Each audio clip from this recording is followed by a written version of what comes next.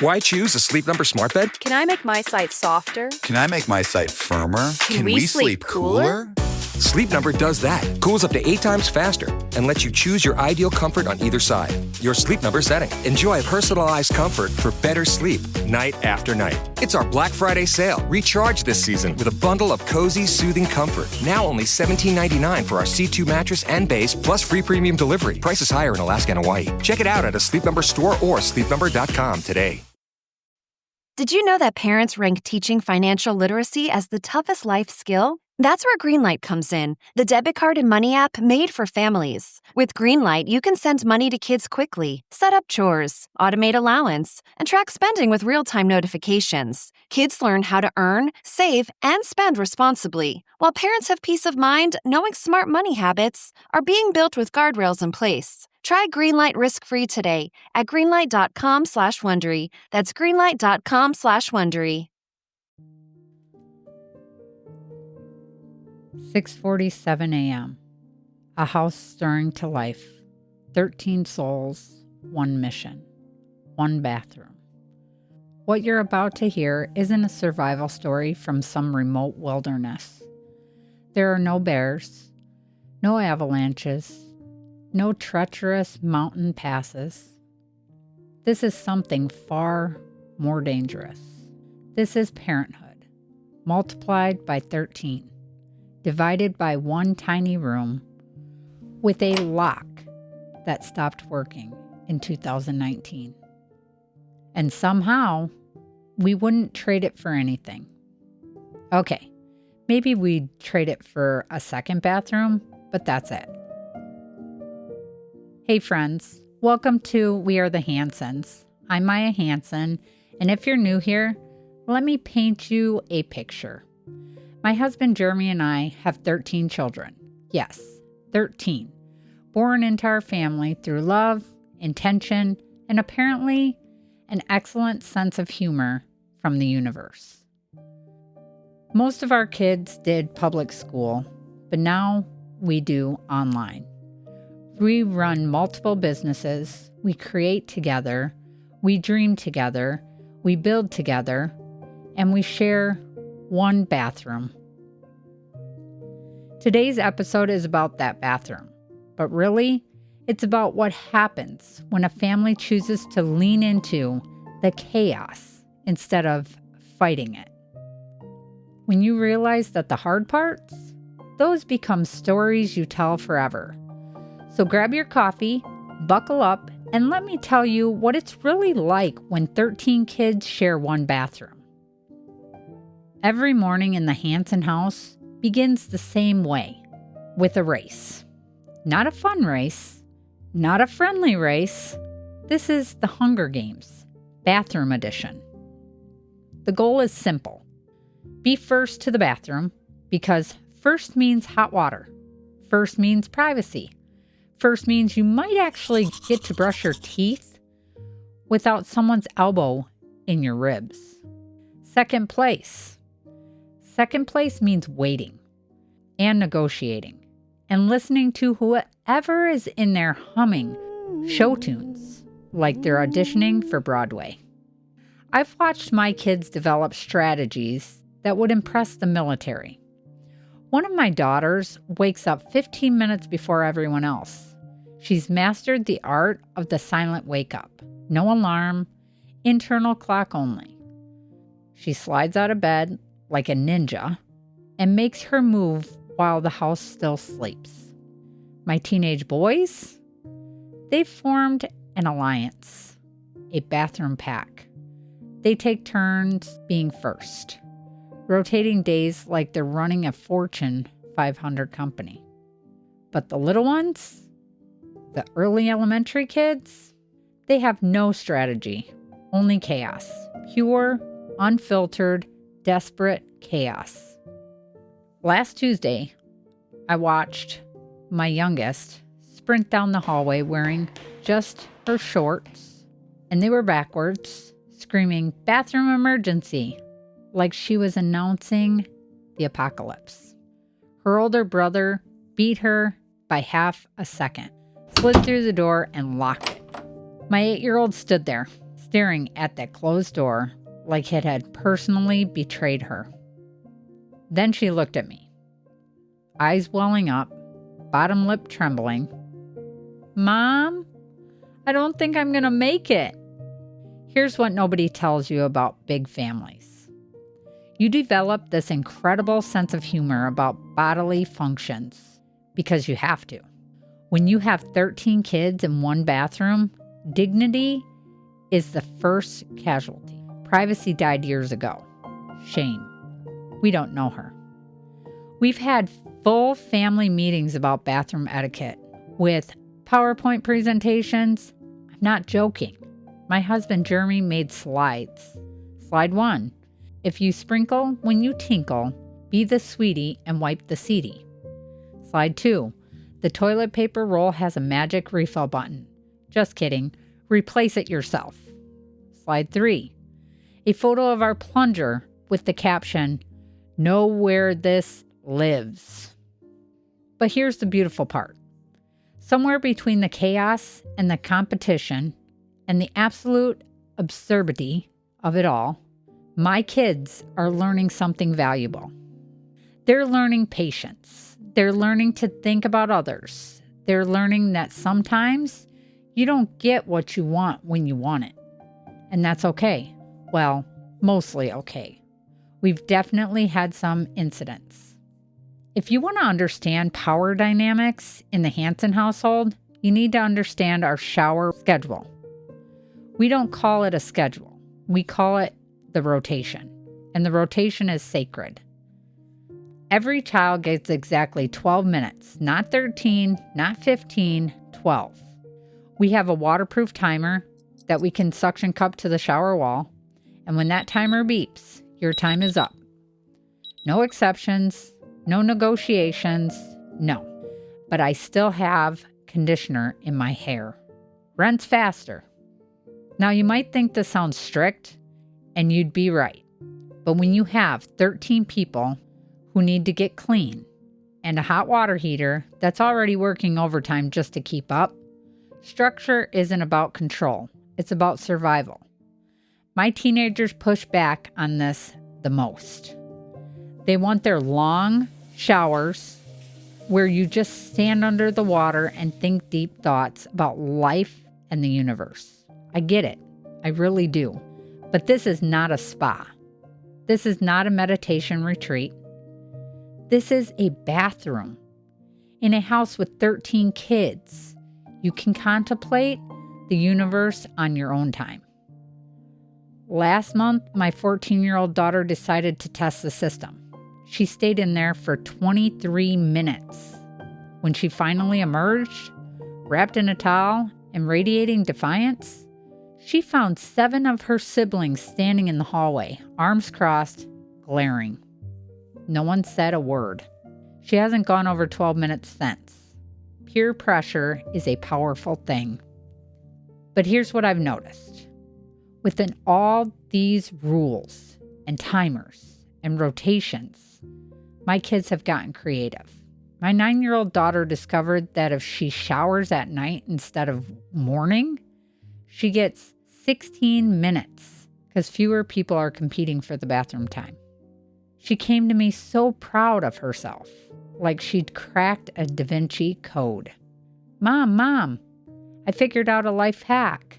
And I just smiled, because that's exactly what we want them to learn.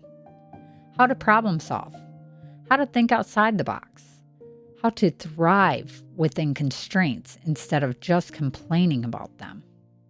Then there's the hot water situation. Our hot water heater is a workhorse, a champion. It deserves a medal for bravery and dedication, but it's not magic.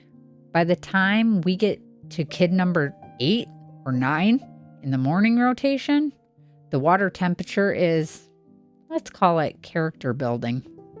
My younger kids have learned to shower fast, not because of the timer, but because lukewarm water is a powerful motivator. Get in, get clean, get out before the Arctic blast arrives. One night last year, I was up late folding laundry.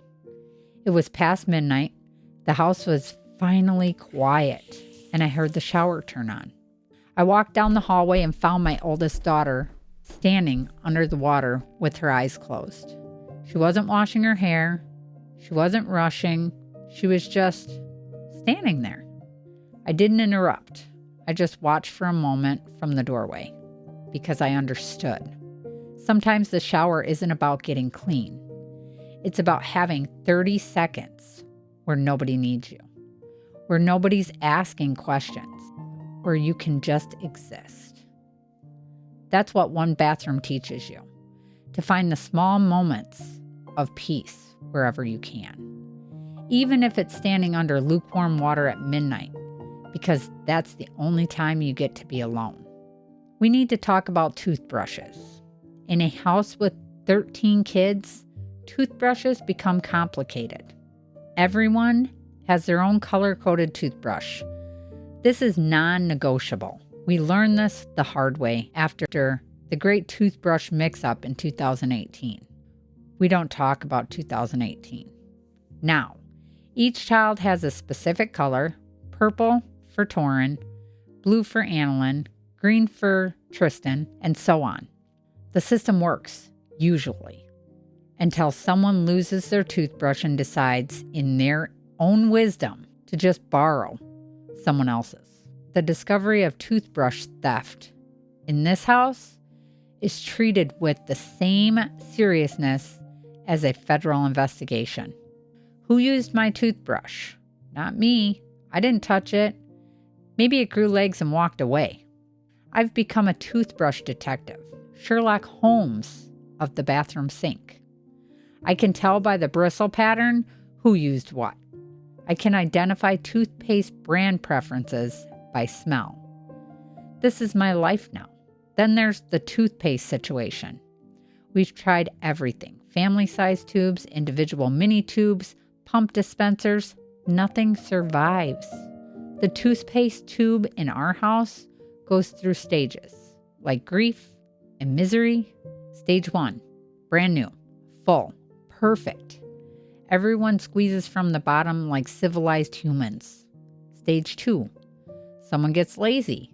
The middle gets squeezed. The tube develops a weird bulge. Stage 3, chaos. The cap goes missing.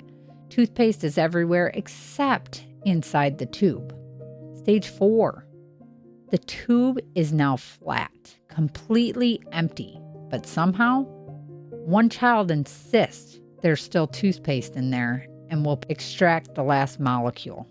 Stage 5, the tube is found on the floor, stepped on, and declared deceased. Funeral services are not held. We simply open a new tube and start the cycle again. But you know what's funny? In all the toothbrush wars and toothpaste tragedies, there are these moments that make me stop and smile. Like when my 8-year-old helps her sister. Here, let me help you. Okay, now spit. Or when my teenagers voluntarily buy new toothpaste with their own money because they know we're running low. They don't announce it. They don't ask for credit. They just replace it. Those small acts of service, those matter more than they ever know. Because we're not just teaching them to brush their teeth, we're teaching them to think about others, to notice when something's needed, to contribute to the family without being asked. And yeah, sometimes that lesson comes with a side of toothpaste on the mirror and bristles in the sink, but I'll take it. Every family has their secret language. In the Hansen house, ours is the knock code. If you don't know the knock code, you're about to learn why it matters. See, when you have a bathroom and 13 people who need to use it, communication becomes critical. But here's the thing about bathroom communication.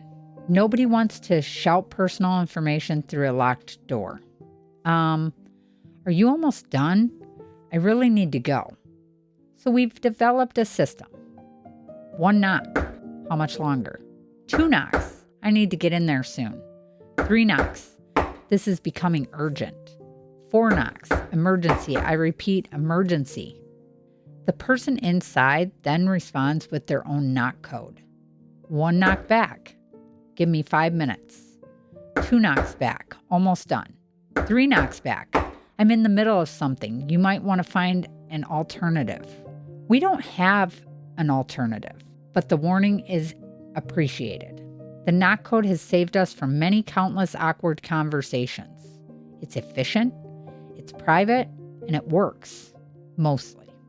Sometimes a child will create their own knock pattern, a freestyle interpretation of the code.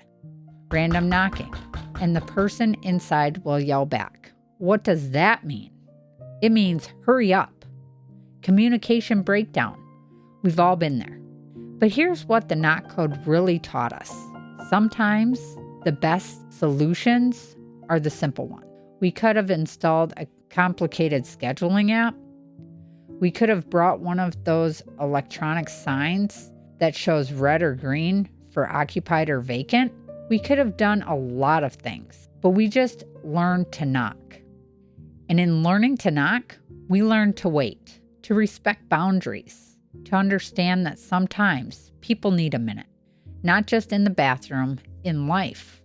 My kids know that when mama's bedroom door is closed and I don't answer right away, maybe I need a minute too. They learn that from the bathroom. Boundaries aren't about keeping people out. They're about creating space where everyone can be themselves. Even if that space is a 5x7 bathroom with a door that doesn't lock properly and an exhaust fan that sounds like a helicopter. Which brings me to the next part of our story, the dark times. Every parent has a nightmare scenario, a worst case situation that lives in the back of their mind, lurking in the shadows. For parents of 13 kids with 1 bathroom, that nightmare has a name, the clog. It happened on a Saturday morning, 8 a.m. The house was just waking up. My husband was making coffee. I was starting breakfast. The kids were emerging from their rooms like adorable zombies, heading for the bathroom. Then I heard it. A scream. Our child was screaming, "Mom, Dad, the toilet won't flush." Jeremy and I looked at each other. In that moment, we didn't need words. We both knew. This was it, the nightmare. I got to the bathroom first, opened the door, and there it was. The water level in the toilet was higher than it should be, much higher. My son, at the time he was only 4, just stood there, pale as a ghost, eyes wide open with fear, yelling, "I didn't do anything wrong, I promise. I just flushed it and it went like this, up instead of down." "It's okay, buddy," I told him. "Go find your dad. Tell him to bring the plunger and pray." Here's what you need to understand. In a house with 1 bathroom, a clog isn't just an inconvenience. It's a full-scale disaster. Where do 13 people go when 1 toilet doesn't work? The gas stations down the street got real familiar with our family that day. Jeremy worked on that toilet for 3 hours. Plunger, snake, YouTube tutorials, mumbling under his breath. Meanwhile, I became the bathroom traffic controller. "Okay, bathroom's still down. If you need to go, you're taking the van to the store." "But Mom," no buts, literally, get in the van. By noon, we made 7 trips to the gas station. The attendant knew us by name. "Back again, Hansons?" "Yep. Plumbing crisis. Oof." Thoughts and prayers. At 2 p.m., Jeremy finally emerged from the bathroom holding the toilet snake. "I got it." The kids cheered, actually cheering like their favorite sports team had just won the championship. And in that moment, I realized something. We take our bathroom for granted. Running water, functioning plumbing, the ability to flush without crisis. These are luxuries. That night, after everyone was in bed, I sat on the edge of the bathroom tub and just looked around that tiny room. The chipped tile, The grout was needing recaulking. The mirror with toothpaste spots I could never quite get off. The room that drives us crazy. That causes so much chaos. This room that we're so lucky to have. Not everyone has running water. Not everyone has a safe place to bathe their children. We have one bathroom, but we have one more than some people will ever have. Perspective is a funny thing. Sometimes it takes a clog to remind us what matters. If you think 13 kids sharing one bathroom is hard when they're little, wait until they become teenagers. Everything changes when your children discover mirrors. My teenage daughter can spend 45 minutes in that bathroom. Not exaggerating, 45 minutes. They go in looking like they just woke up, which they did. They come out looking like they're about to walk a runway in Milan. Hair curled, makeup flawless, outfit coordinated. For what? For school? For school where they'll sit at their desk and listen to their lessons with their siblings? But that's not the point. The point is the process. The bathroom becomes their sanctuary, their creative studio, their confidence-building workshop. And I get it, I really do. But meanwhile, there are 11 other people who need to use that room. Sis, you almost done? 5 more minutes. 15 minutes later. Sis, you said 5 minutes. My teenage sons have a different approach. They're in and out in 8 minutes flat. Shower, teeth, hair, done. They don't understand what their sisters are doing in there. What takes so long? You wouldn't understand. It's complicated. How is washing your face complicated? They'll understand someday when they have daughters of their own, and I will laugh. But here's what I love about watching my teenagers navigate this one bathroom situation. They're learning negotiation skills that will serve them for life. My 14-year-old daughter wanted extra time to get ready for a church event. She needed the bathroom from 6:30 to 7:15. Instead of just taking it and dealing with the fallout, she called a family meeting the night before. Okay, so tomorrow I need extra bathroom time. Here's my proposal. I'll do the breakfast dishes for whoever gives up their slot. And I'll cover evening bathroom duties for anyone willing to go to the gas station tomorrow morning instead. She negotiated. She offered value in exchange for what she wanted. My husband and I sat there trying not to smile, because that's business. That's leadership. That's emotional intelligence. And she learned it fighting for the bathroom time with her siblings. The beauty of big families isn't that everything's easy. It's that nothing's easy. And in that struggle, in that constant negotiation compromise, kids learn how the real world works. They learn that you don't always get what you want. They learn that sometimes you have to give something to get something. They learn that other people's needs matter just as much as yours. They learn to be human. In a bathroom with one sink and a medicine cabinet that won't stay closed, these are the classrooms we don't plan for. The lessons we didn't write in a homeschool curriculum, but they might be the most important ones we ever teach. Not every bathroom moment in our house is about chaos and competition. Some are sacred. Bath time with the little ones is still my favorite part of the day. When the house finally quiets down at night and I fill that tub with warm water and bubbles and I watch my younger children play, that's when time stops. My 8-year-old daughter makes beards out of the bubbles. My 9-year-old daughter, she creates elaborate stories about the toy boat. And I sit on the edge of the tub, washing their hair, listening to their laughter. In those moments, I'm not thinking about the chaos in the morning. I'm not worried about tomorrow's schedule. I'm just there, present and grateful. This bathroom that causes so many problems during the day becomes something different at night. It becomes a place where I connect with my kids, one-on-one, without distractions. My other kids used to fight bath time when they were little. I don't want a bath. I'm not dirty. But now that they're older and showers have replaced baths, they tell me they miss it. Remember when you used to take bubble baths and you'd wash your hair and tell us stories? Yeah, I remember. Sometimes I'll catch one of the teenagers just sitting on the edge of the bathtub, not doing anything, just sitting. You okay? Yeah, just thinking. The bathroom becomes a thinking place, a refuge. Even in a house full of people, you can close that door and have a moment to yourself, to process, to feel, to just be. In all the chaos of our days, in all the rushing and scheduling and managing 13 different personalities, sometimes the best things we can do is just sit with our kids on a bathroom floor. That's the thing about small spaces.